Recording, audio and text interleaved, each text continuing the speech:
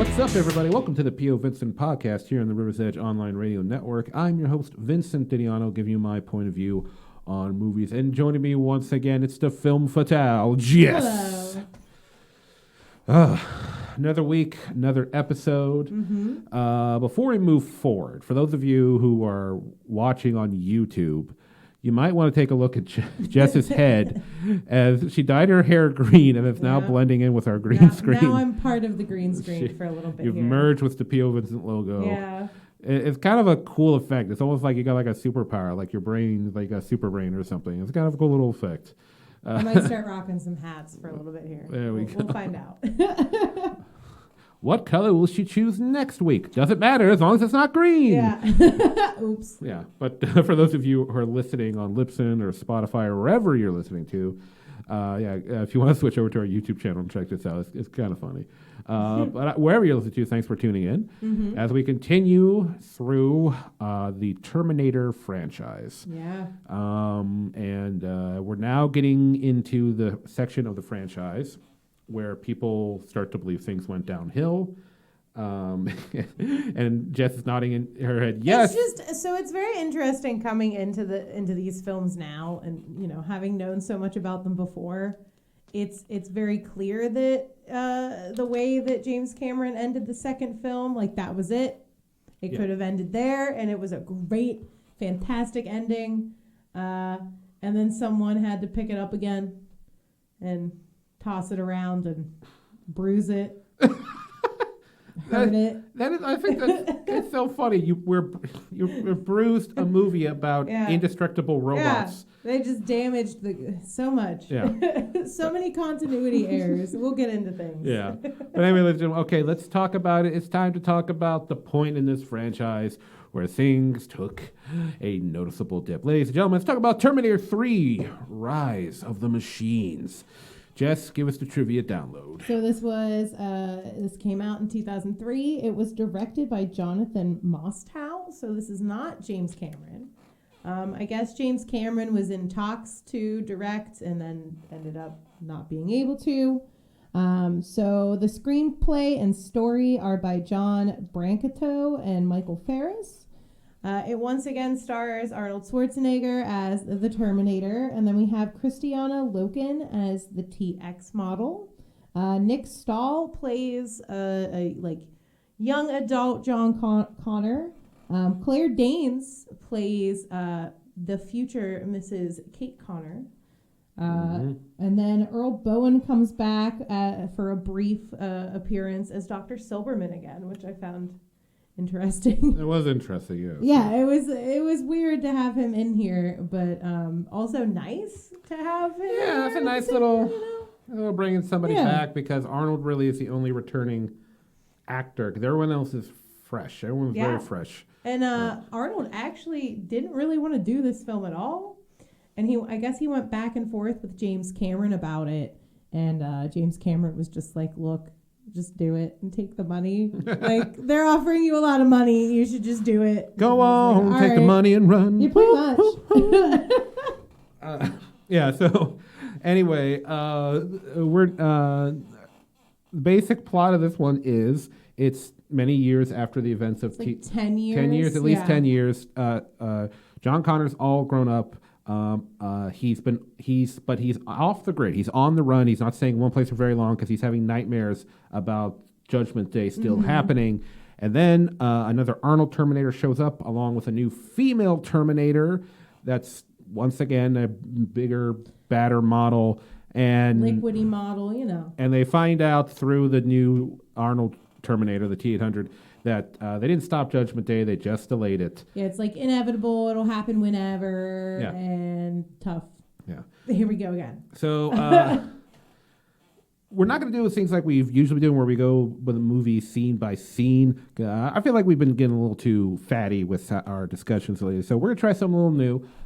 See how you guys like it. If you guys are, after this episode, let us know whether we'll probably do it in the next episode too. And after a couple of episodes, let us know whether you want us to go back to the old way, where we go by scene, or you dig this way. But anyway, so let's get to. So first off, let's talk about Nick Stahl, right? Nick Stahl, yeah. Who was actually, I think it was just a couple years ago. He went missing or something. Really? I was wondering why he's very unfamiliar to me. Well, I'm gonna have to look into that. Besides this, I think he was only known for one other thing. It was like that. What was that? It was an HBO or Showtime show about a carnival or something like. I can't remember what it was. I kind of know what you're talking about. I don't know. Besides this, well, he was in Sin City. He was. He was. What's it? The yellow guy, the stinky yellow guy. Yeah, you've seen Sin City, right?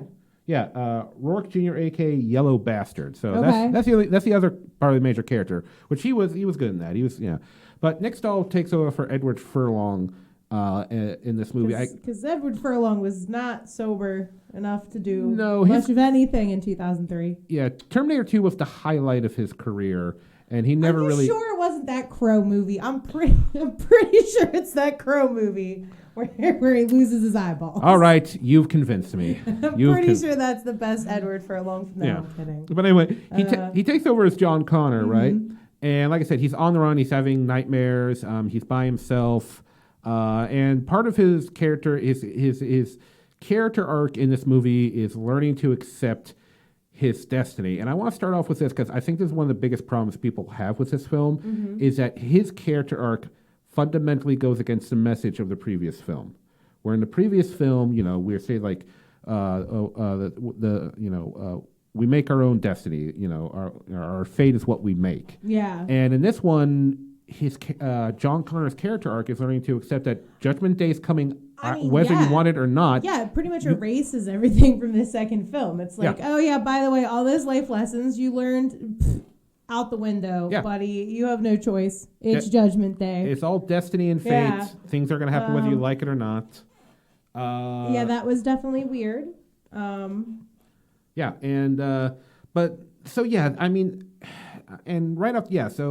this leads into the ending of the film, which we'll get into in a minute. Excuse me, a little bit later, I should say. But the whole movie is just like we once again have Arnold Schwarzenegger coming in as a T-800. Nothing is a coincidence, and it's a common theme in this film. Yeah, and the whole movie that basically the T-800 is trying to tell him is like you need in a Terminator way. You need to man up. This shit is coming. Yeah, it's your destiny, buddy. Let's go. Yeah, I don't. Doesn't matter if you want to be John Connor, which he. Which I do find that part of the character kind of interesting. Like if you grew up and then find out you have this great destiny that you're to fulfill, and since you were told as a kid, you might grow up feeling like I don't want that shit. I just want to have my own life or whatever. Yeah. Because he's literally running away from it in the film. His nightmares of Judgment Day. That's why he's always on the move. He's staying off the grid so nobody can find him. He's literally trying to run away from a global nuclear attack. You can't run from that, man. Unless you can construct a rocket ship and get the fuck out of there. But I do kind of like that they were trying to give him that like he is running from this thing that he knows in his gut that is coming. Yeah. Even though it shouldn't be coming. Yeah. Because, I don't know. I mean, how do you feel about this switch of the message of the film? Because it's the exact opposite of the last film. I was not a fan of the switch up. There are a few things in this film I really like, though, that we get some good scenes. Like, to switch it up like that, it's the same reason why I have a lot of problems with some of the writing in things like Doctor Who. Like, you have these set, like, rules or lessons in the canon, and then someone comes along and they're like, oh, by the way, I know that you worked really hard to prevent this from happening, but guess what? Tough shit. Yeah. It's going to happen anyway. And, that's definitely hard to take. Very, very hard to take. And this leads into the relationship between him and the T-800 in Terminator, between John and the Terminator. Which is so dumb because, this kid watches this Terminator melt. He dies. And then another model comes back 10 years later And for some reason, he just like acts like it's the same Terminator that He tries to at definitely watched melt. He's like, you don't remember like Hasta la Viga, baby. Like you don't remember Hasta la that? Viga? I don't know. Hasta la vista. Thanks. I'm like, I don't know. I can't pronounce. Is that even a word? No. Somebody look it up. It's not. Let us know. But it's not the same Terminator. No, it's the same model, but and here's the thing. Yeah, there is a scene where like you said, he's like, "Don't you remember Hasta la Vista, baby?" Like taking out Cyberdyne. He's like, that was a different T-800, and here's the thing. The character doesn't come off that stupid throughout the rest of the film. So that is the movie is making sure the audience understands this isn't the same model. But are we really that stupid? I mean, I guess maybe we are. Well, here's the thing. Studios do that shit all the time where they think audiences won't understand. Like going to another Arnold Schwarzenegger movie, The Predator, classic 80s action film. In the very first scene of the movie is seeing from an orbital view the Predator's spaceship coming down / crashing to Earth. That was not in the original cut of the film. The director did not put that in there. The studio put that in there later without the director knowing, because the studio thought people wouldn't understand what the Predator is, and the director didn't even know. Like if I remember correctly, yeah, if I remember correctly, the director didn't know until the premiere of the movie, and he's I'd like, be pissed. Yeah, I'd be so mad. Yeah, thankfully it's only like a few seconds long, like 10 seconds, I want to say at most. But so that's definitely we put that in there to because we think the audience is stupid, even though the audience knows that the Terminator in the first movie. We watched him melt. Yeah, because you have the Terminator in the first movie that gets crushed. The audience knows it's not the same Terminator in the second movie, and because of the second movie, we know that Terminators can be reprogrammed. So it was literally just in case you guys are fucking stupid. Here you. I know, and they could have done it in a more clever fashion, the way that they did it in the second film. The reveal, like, obviously that this Terminator is not here to kill John and his mother. Like, you could have revealed it in a clever way. I will say, though, I do like when the Terminator is revealed and we have this, like, recreation of that bar scene from the second film where he's butt-ass naked and walks into a bar, only this time it's ladies' night. Ladies' night, there's male strippers. Yeah, there's male strippers, and these women clearly think that Arnold Schwarzenegger is just another male stripper, and that was funny. That was a very funny scene. Well, that's another thing about this movie. It is definitely,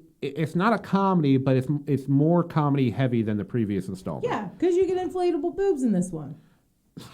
Yeah, inflatable boobs. You do the inflatable boobs. We got there's a lot of comedy comes with Arnold. The Elton John sunglasses that he finds at that strip club or ladies club or whatever it is. Yeah, he puts them on and he just looks like Elton John, and it's hilarious. It is. There's a lot of these funny moments. They're like the one action scene where they're like in a hearse and the top of it gets ripped off, and John Connor and Kate are just like, oh shit, and Arnold's just like, we need a new vehicle, and he just has it like, and they just look at him. Here's the thing, it's funny a lot of because Arnold's like delivery as this the stone cold Terminator, it's funny, but every time it happens, right after I'm laughing, I'm like, this doesn't feel like a Terminator movie, because and I mean they kind of explain it in a throwaway that he is like a newer model of the same model. He's like a T-850 or something. Yeah, so he can adapt to humans even quicker than the last one could. So he picks up sarcasm and dicking around. Like at that one point where are they? They're in the mausoleum. And he's holding John Connor up by his throat. Because John Connor's like, I don't want to do this. I don't want to do this anymore. Thank you. And he says something to him and then drops him. And John's just like, wait a minute, are you dicking around with me? The Terminator's just like... Human psychology is one of my sub-routines. Yeah, oh, okay, so you are digging with him. Yeah, I mean, that kind of makes sense for him to have human psychology in his database, because to hunt humans you got to understand them a little bit, but for him to give him a microtherapy session seems a little bit for a Terminator. It's funny but weird. Yeah. Oh, and let me bring this up because I had a theory about this. I said in our last review when we were doing Terminator 2 as to why, because there's a scene in the beginning, the bar scene in the second one, and then he puts the sunglasses on and drives off at night. And in the first movie, there's a reason why he wears the sunglasses, because to hide the eye that's been damaged. And I forgot to say why I theorized that he put the sunglasses. Because we find on the second one that the John Connor of the future reprogrammed sent him back. And my theory was, and I don't, this is just a theory. I don't know if it's ever been confirmed by by James Cameron or whatever. But the reason why he put sunglasses on at night in the second one, I mean, it just looks cool in terms of the movie. It does. But yeah. in universe, I always figured that John Connor in the future programmed him to get a pair of sunglasses, because young John Connor would probably like it and like listen to him better or something like, oh, he's cool, and that's what I figured. Cool. But then in this movie, we find out John Connor didn't send back this Terminator. Kate sent back his wife sent back the Terminator. Because John's dead. Yeah, because John. Spoiler yeah, alert. yeah. John is dead in the future. The Terminator In this particular future. Yeah. That's another thing. Yeah. There are so many time changes. Well, yeah. Well, let's talk a little bit about that, because so this is not the Judgment Day was delayed by like 10 years, meaning the war is pushed back. Meaning, now in the original movie they say that Kyle says it when he's being investigated by the police that they'd won the war, so there's no point in killing John Connor. They won the war, but that's why they sent a Terminator back to kill Sarah before he was born. And then in the second movie, that's why, because the machines are trying to prevent their loss in the war. But I guess due to the shift in the timeline, now killing John Connor in the future was still important. So do we still win the war in the future, and that's why Terminators are sent back? Or are they just sending them back now to alter things to begin with? You see, this is what happens. This will be a thing that will thoroughly... We'll talk about this again when we get to Terminator Genesis, a.k.a. Terminator 5. But Genesis, yes. Here's the thing about the Terminator franchise. Time travel is part of the mythos. Do not focus too much on the time travel. It will get too convoluted, it'll get too complex, and you'll make your audience go, wait, what? Like, that's kind of where I'm at with it already. Yeah. So I'm not looking forward to this deep dive into wibbly wobbly shithole, but we'll get there. It'll be fine. It's whatever. I get really angry Christian Bale soon, so it'll be fine. We'll talk about that. Yes. Yeah.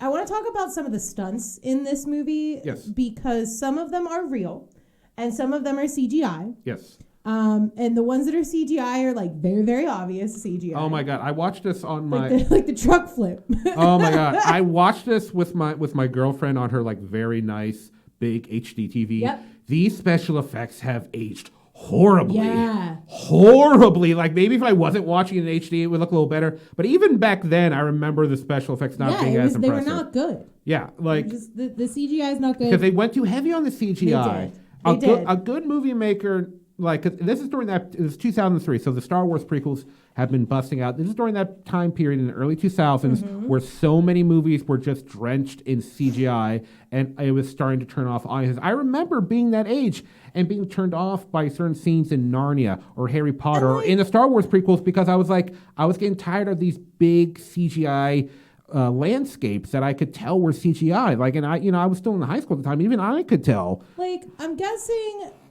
that it must cost less to hire artists and to use CGI than to do a lot of these stunts nowadays, based on the fact that the one stunt in that the chase with the truck flip happening and the crane part of that is real. Oh, and yeah. The only reason that happened, though, is because Arnold Schwarzenegger paid $1.4 million of his own money to make that stunt happen. God bless you, Arnold. Yeah, God bless. that's the only reason. I remember seeing behind the scenes stuff back when it happened, where they literally it's the kind of stunt where they literally built an entire building just to destroy it for the scene with the crane, where Arnold's hanging off the crane and he gets smashed through the building. Yeah, and it's a great scene. Yeah, it's cool. Yeah, especially because it's surrounded by all of this CGI, and then there's this like very real stunt in the middle of all that CGI. And I mean, here's the thing: there's decent action in this film, but but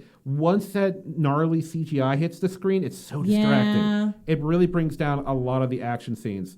And another thing that I feel like hurts the movie, and this is once again that's not directed by James Cameron, it just beyond the CGI, the visuals are just, the lighting is different, it's the cinematography is not the same, the tone of the movie is different. Body horror is different in this. There's really no body horror. No, there is like the whole her being able to taste the blood of Oh, someone the and TX. tell who that is. Like, that's gross. That's That really is creepy. gross. That scene where she is in Kate's house, and she twists her torso the whole way around Yeah. to look at her. Like, that creeped me out. That's real weird. That could have creeped That me looked out, but once again, painful. that came off more.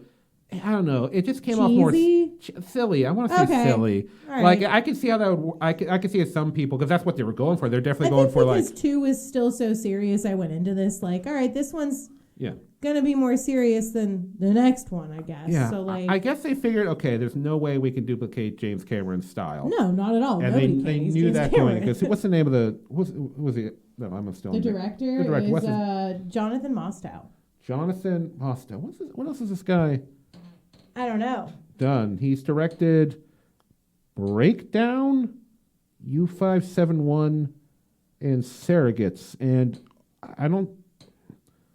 Yeah, so he's a director Is by. this his most well-known movie? I take it. I honestly think so. I Yeah, guess. Terminator. Because after this, he only directed 4 more things: a TV movie called Them, Surrogates, which was a Bruce Willis movie about people who live through robot bodies, and it Okay. didn't do well. The That's Last funny. Ship, which was a TV show, I remember that he only directed 1 episode though, and then something recently called 3 years ago, Hunter's Prayer. Okay. Before that, yeah, He just made some real weird decisions in this film. yeah, Not he gonna lie. hasn't. Yeah, this is really the biggest thing he's ever directed. Yeah. Just And- some strange decisions. And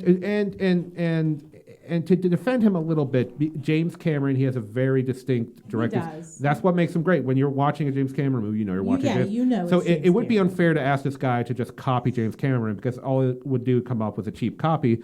But in trying to do his own thing, it just like it's hard for me to like really feel the oncoming threat of Judgment Day because they find out, oh, the new Judgment Day is in like a day or two.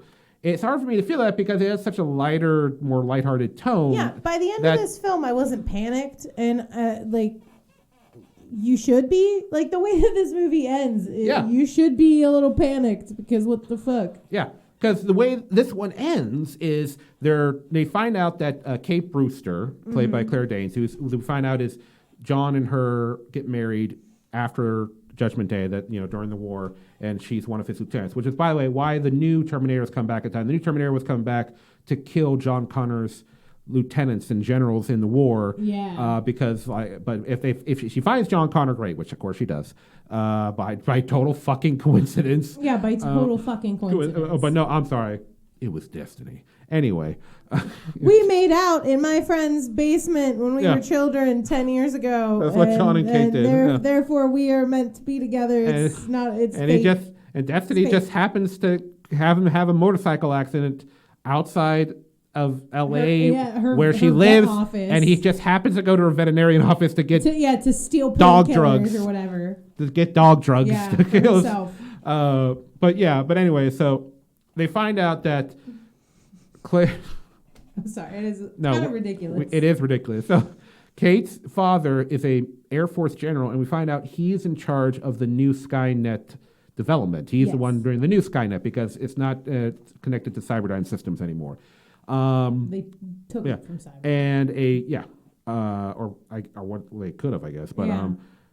yeah, they never explain whether they salvaged something I'm from sorry. Cyberdyne. I think they do say that in the deleted scene. There's a really ridiculous deleted scene for this movie that I. Go ahead, talk about it. Oh yeah, because I wanted to watch it because I do all the. I'm looking up trivia facts and fun facts about movies, and it's like 2 things. One, Arnold Schwarzenegger does incredible commentary. If you watch this DVD with the commentary on it, I guess he's hilarious, which sounds about right because Arnold Schwarzenegger is a pretty funny guy. Yeah. And then. Yeah, 2, there's a deleted scene where they dub over Arnold Schwarzenegger's voice with like a really cheesy American voice because they're showing you like who the Terminators We're are building based off of. robots. Yeah, like how did, and it's like what the fuck just came out of his mouth? Yeah, it's weird. It's weird the first time you see it. It's very strange. It's on YouTube. Look it up. It took me 2 seconds to find it, but I think they do like very briefly establish in this deleted scene that they got the patent from Cyberdyne.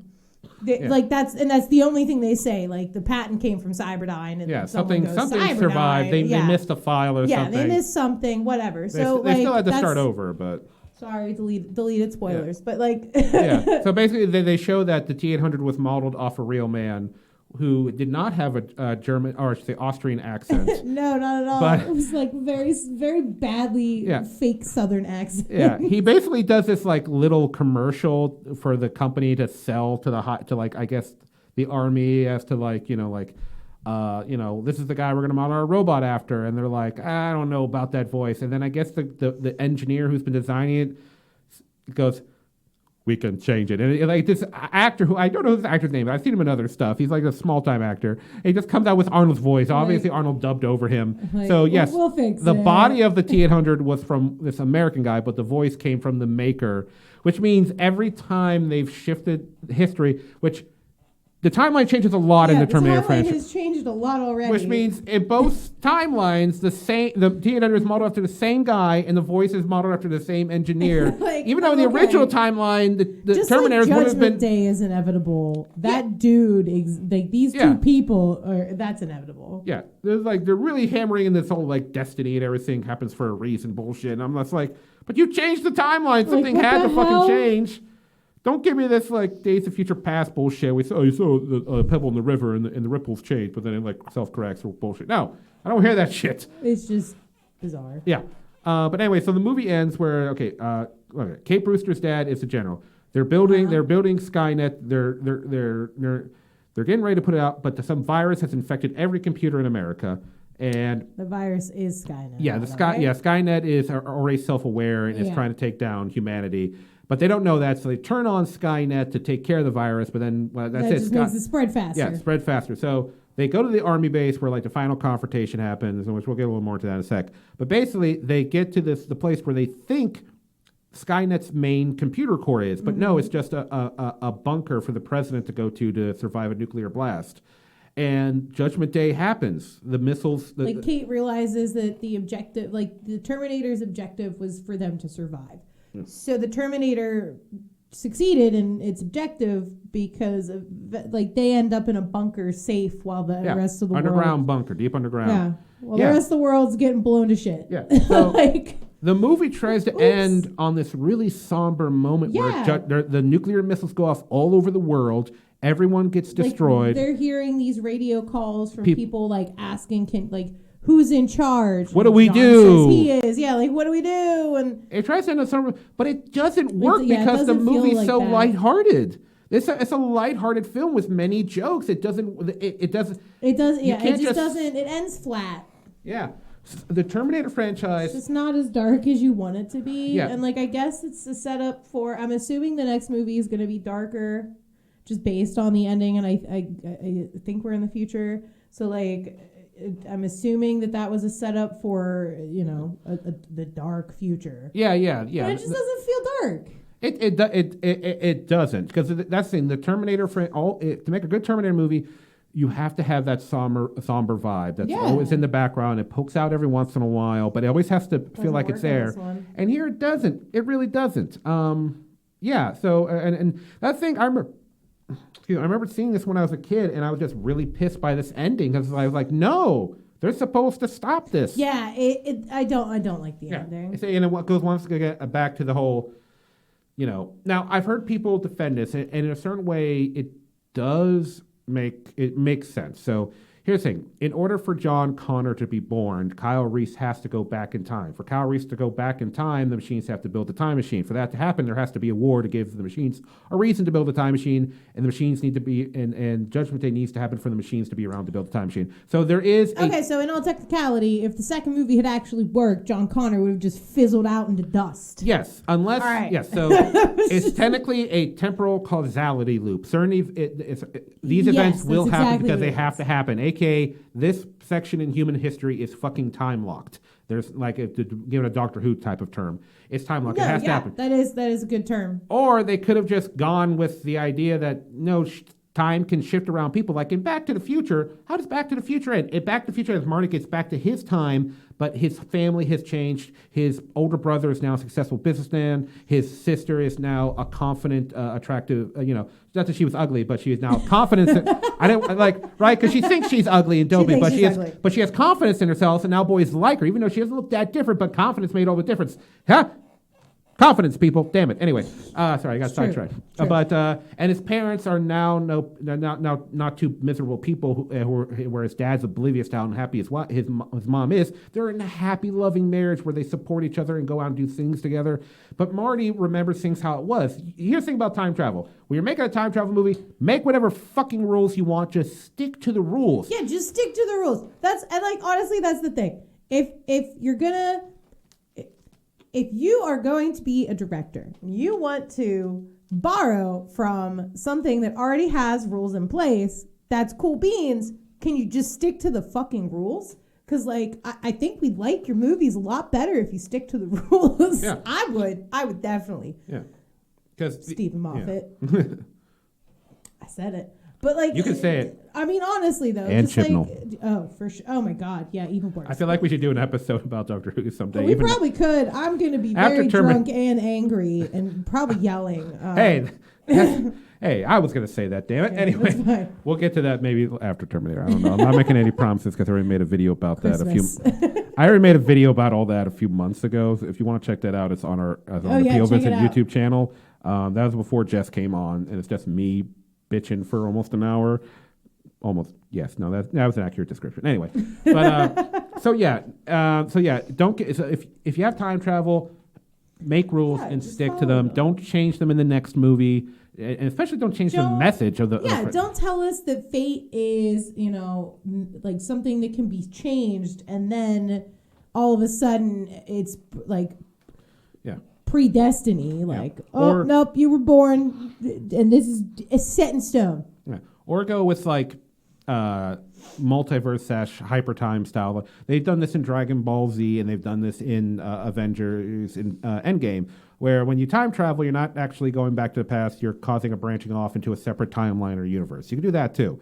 Oh my gosh, that Black Mirror film, the Bandersnatch, that is what happens in that movie. Oh, I didn't know. I didn't see it. Oh, we should do that sometime. If you really want to talk about time travel mind fuckery, Bandersnatch does it so well because when a scene ends, it's a split. And it's so hard to follow, but they did it so well. That's actually one of those rare instances where I like that it splits and you can't keep up. But it works with the way that the story works and because it's kind of a game. Let's talk about, because we really haven't talked about it much. Let's talk about the women of the film. Let's start off with our new villain, the TX, played by Kristana Loken. So the TX is supposed to be even better than the T-1000, aka the Liquid Terminator. It is underneath. It has a hyper advanced Terminator solid body, but it has the liquid metal on the outside, so it can change into different people. But people are like, well, why not just make it all liquid metal? That seems way better. But the advantage this one has, and at least the advantage it tries to, it has a few. Like one, it can control other machines, cars. It can control other machines. At one point, it takes over the Arnold Terminator for 1 minute before he turns back. And it can have, and because its arm can transform into at least 3 weapons that I remember at least seeing 3 weapons in the movie: a laser cannon arm, flamethrower, and a circular saw. Yes. So that's the advantage it has over the T-1000. It has all these little features. Now, a lot of people have said this over the years, and I think it has to do for one. Before we get into Kristana Loken's performance and all that, comparatively to the T-1000, most people still think the T-1000 is the best one, and the TX is not really that much better. Good. No, it's not. I mean, because the T-1000 was all liquid metal, it could form into all kinds of like the scene in the where it's the fucking floor, and it comes up. I mean, you could be a T-1000 on the floor and literally just spike up and kill fucking people. This new one, I understand it's supposed to be an anti-Terminator Terminator. That's why it has a laser cannon. It's supposed to be designed to take out other Terminators. which I don't remember why that's necessary. I think because the Resistance had taken a bunch of old models and repurposed them for themselves. I can't remember. That's where I'm confused about this new timeline, because in the original timeline, the ending of the war is them sending back the T-800 / the T-1000. They're desperation moves. Hell, the T-1000 was a prototype model. It wasn't a mass production model. It was like something they had as an emergency backup. Yeah. So now in this new timeline, once again, I'm not even sure if we've won the war, but now we're reprogramming a bunch of T-800s? John Connor is dead, so I'm assuming that the war is still happening. Yeah, I'm confused. It's still going on. Did the war end and then the T-800 just happened to kill him right after the war ended? Or is the war still going on without him, and like his wife is like leading the charge along with their kids? Yeah, like it gets real confusing. But anyway, so yeah, the TX is just, for one reason, it's not as, I don't even know how to say this. It's just not as cool as the T-1000. The whole full liquid metal thing just seems way more advanced, and like a later Terminator and one of the later films makes more sense the way it utilizes the liquid metal. We'll get into it when I get there, but yeah, here it's just not working. And in terms of performance, I think Kristanna Loken's doing fine, but I'm a little confused by the TX, because sometimes I think it's one of those cases where like there's probably nothing wrong with the actor, but the writing might have been iffy. And the directing, because sometimes she comes off as like machine, just stone cold, talks in a very certain, simple way, like, are you Jose, whatever the one, Jose Cuervo, I don't fucking know. Are you Jose Cuervo? Do you know where I can find some Jose Cuervo? Where when she's talking to people, she just, I'm going to get in fucking trouble for that. Anyway, when she's talking to people, she just talks to them like a robot. But then sometimes she kind of shows personality, like the scene like you mentioned where she licks blood and she can analyze the DNA. And she's like, "Are you Catherine?" Yeah. No. Yeah, she licks the blood, and she was almost like, "No," and then walk off, like kind of like this, like spunk to it. Or when she tastes John Connor's blood and realizes he's in the area, she's like, she gets so excited. Yeah, she gets excited. You're a robot. Yeah, so. I'm sorry. Apparently, by the way, calling them robots is offensive. The Terminator gets like real butthurt. I'm a cybernetic organism. Yeah, I'm not a robot. With the T-800, I'll roll with that because you have living flesh. With the TX, there's nothing organic on her. She is not a cybernetic organism. There's nothing organic about her. With the T-800, yes, you are technically a cyborg. That's in a way, but yeah. So I don't know, because with the T-1000, one of the things that made it more advanced than the T-800, besides its body, was when it would talk to people, it had a personality. It acted like a normal human, opposed to T-800, which was just like, like I need your shoes, your boots, and it talked very plain. The T-1000 blends in much more easier because it has a personality. With this one, it doesn't seem that it has moments of personality that just like pop in and out. So I'm confused by that. Yeah, it seems like it's confused. Yeah.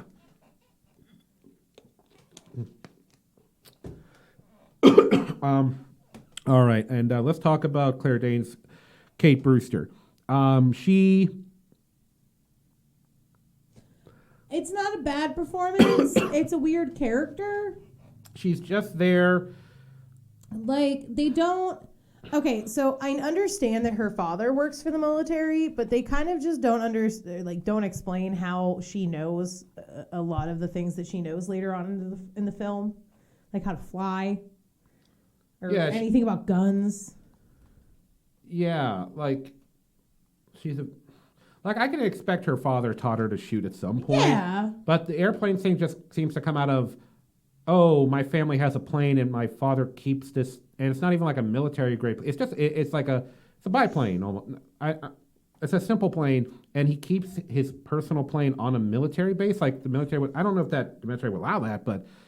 I don't think so. Like I guess we're supposed to assume because he's in the Air Force, he also taught her how to fly a plane, and it only really comes into place at the end when they need to fly us up to the bunker real quick. Beyond that, she's just there. I think she's supposed to be the character that learns stuff for the audience, But that makes sense. That definitely makes sense. I don't know how necessary. Like she's just there to put push forward the whole fate thing because she's destined to be John Connor's wife. Beyond that, because we made out 10 years ago. Yeah. I'm a really good kisser. But beyond that, I hate to say, because Claire Danes is a good actress. I've seen her and stuff. She's good. She's a good actress. She is. I really like her in a lot of other films, but not so much this one. Yeah, because I think it's the character. Yeah, it's just not. Like, there's one point when she shoots down like one of the prototype hunter killers, the smaller flying Terminator thing. She nails it down with a gun, and Nick's and John's like, and she's like, "What?" And John's just like, "You remind me of my mother." Yeah, and it's like, that line just. It was like, I get what they're going for there. Like, okay, he's finally, I guess, attracted because he's, that psychological thing where all men want their the Oedipus complex. Yeah, the Oedipus complex. It comes off a little like, I understand it. I know there's actual psychology behind it. It's a little too forced. Just a little, that one. Because no, she's nothing like Sarah Connor. Yeah, not at all. Not. What the fuck are you talking about? She reminds you of your mom. She's not like Sarah Connor in the first movie, or one moment of, I'm gonna fucking die, unload this entire machine gun. Yeah, it's not like. I feel like I bet if I went back and watched the trailer, that's in the trailer. I bet that's a trailer line. You know, they do that in movies. They'll put something in a movie just because they know it'll look cool in the trailer. I bet if I looked at the trailer, it's in there. Yeah. But anyway, I think fundamentally what one of the biggest things for me that makes this movie inferior to the second one is relationships. The relationship between John and the Terminator. It's bizarre. It's because his whole thing is I think it's trying to be another father-son relationship where the Terminator's more playing. Yeah. Like, that's not. There's just not a setup for it. Yeah. I think it's supposed to be like, okay, now John's an adult and his dad telling him, get your shit together. You're an adult. But it's not the same. I think because they do such a stupid job of establishing that this isn't the same Terminator. You like any of those moments you have after that just are cheapened. Like, it's not a father-son moment because you just shoved it down our throat. This is a different model or like a different Terminator altogether. Yeah. That doesn't have a recollection of his relationship with John. Yeah. The last one was an unlikely father figure who would always be there for John and listen to him and help him. And this one is more of I feel like they're going for like he's trying to be a mentor to just like, dude, you're John Connor, be fucking John Connor. But it's not there. It's not as engaging or interesting or likable. And the relationship between John and Kate's not really nothing there. It's just like we have to work and survive together. It's like, well, and then at the very end, it's literally we're stuck in a fucking bunker together. Yeah, like they don't bond and fall in love because they've been through stuff. They bond and fall in love because they're supposed to, and that takes agency away from them. They don't really make any decisions. John doesn't choose to love him; he has to. It kind of just doesn't make any sense. Yeah, it's there's so it's many a weird mistakes. setup. Yeah, there is. Oh well. Yeah, we got through it. Yeah. And one last thing I'll say, and I also forgot to talk about my least favorite thing. This is I don't know. This is not my least favorite, but this is one that perplexed me. So they're in like early in the film. Once again, the TXs come back to kill John's lieutenants, the people that like run things for him in the war. And there's this one of them who's working at a fast food restaurant. Oh yeah. And she like goes up to like the sign to like where you order the food, and she's like. Once again, this is where I'm going to... I forget what... Jose Cuervo. I forget what the guy's name is. It's Jose something.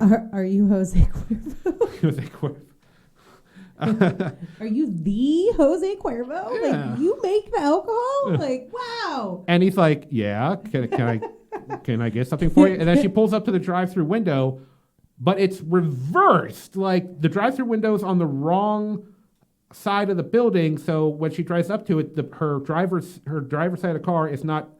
facing the window. It's the passenger side facing the drive-through window. So I'm like, wait, what drive-through is set up like this?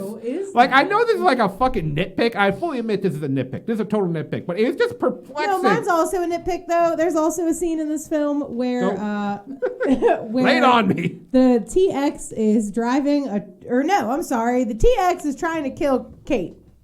And the Terminator has this truck and comes out of nowhere in this truck and like, oh yeah, and like crashes it into the TX over Kate's body. Yeah. Like I'm supposed to, all I have in my notes in all caps is, what the fuck do you think I'm going to believe that for? Because are you kidding me? Like it's a horrible CGI. Right. It's the worst. Maybe the second worst CGI in this film, because there are some scenes where Arnold Schwarzenegger's character is tossing the TX around and her body moves in a way that is just, that's not a person, that's rubbery. That's rubbery and it's CGI. Yeah. But this just, I had to pause the movie. I was just like, are you fucking kidding me? Like, you expect me to believe that truck hit that person who was standing on top of this person, but that person on the ground is fine? You're lying to me. They tried. Impossible. Literally impossible. I totally forgot about that, but even I had that reaction. Yeah, like they're trying to make it out to be like, okay, that by the time like that she's laying flat on the ground, and that she goes right between the tires of the car. The Terminator is just so smart and so good at this that he's gonna aim that truck directly at the TX, but not hurt Kate at all. Yeah. Impossible. The only fuck off. And there's a simple way of fixing this: have the Terminator in the truck go off a ramp-like object, a ramp where he hits the TX, but he hits the TX like in like the upper chest area. This way? Yeah, or like throw it on like an the arc. wheel just knocks her head off. Yeah, so like there's a few feet between Kate's head and the fucking truck. Or have still him ridiculous. Jump out of the truck at her, like something. Yeah. They could have done something. Like he slams on the brakes and he goes flying through the windshield. And it's just completely unbelievable. Grabs, rolls, and still chucks her into the propane tank. I couldn't get through this without talking about it. What the fuck? Yeah. At least they remembered to give the Terminator a shotgun in the beginning, which is how... That's true. They're all... Kyle Reese has a shotgun the first time he has an encounter. In Terminator 2, we got the shotgun, which, by the way, another thing I forgot to say when we were doing Terminator 2, the shotgun in Terminator 2, the one that Arnold has in that one, is my favorite gun in the entire Terminator franchise. Okay. And I know that sounds weird because we have a lot of guns that are machine guns and high-powered rifles and bazookas and grenade launchers. But I love it. I love it so much I actually even know what gun it is. It is an 1887 Winchester crank action shotgun. And the reason why it's my favorite is because the flip cock, where he cocks the gun with the one. It is really he flips nice. it. That is, he does it. Arnold does it so smooth where he must have been practicing a lot. It just looks so good. He practiced with guns a lot for this film. Yeah. So I just want to say that. But anyway, the continuation of the hero who first shows up using a shotgun. Which continues into the other movies as well. I guess in closing, I would just say maybe watch this film with that Arnold Schwarzenegger commentary, because I'm going to now. Honestly, when I was reading up on this, like that was so suggested to people. Like, you're probably not going to like this, but you are going to like the commentary. So maybe give that a try. Yeah. Arnold's a likable guy. He is a likable guy. And I'm sure it's very interesting to hear him talk about this. He's a fucking embodiment of the American dream. Yeah. He was really the governor of a state. He was a politician, and yet I don't fucking hate him. Yeah, I know. Like, I don't want to get political on the show, but I don't. I'll just say, like, a lot of politicians piss me off. That's all I'll say on my political beliefs. Oh, shit. Catsby 2020. That's right. Vote for my cat. Vote for her cat. Yep. Free catnip for everyone. Oh, my. There we go. There's the winning ticket. Oh, my God. But anyway, Terminator 3 Rise of the Machines.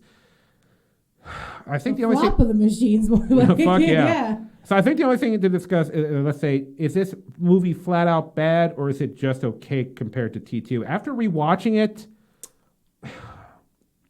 I think it's okay. So I think it's okay. I think it's okay. I think because we just watched T2, and honestly, T2 is so good. It holds up. It holds up in so many ways. As someone who this is my first time watching the franchise, 2 was the movie that made me, and now I understand why this is so iconic. Now I understand why people love this franchise.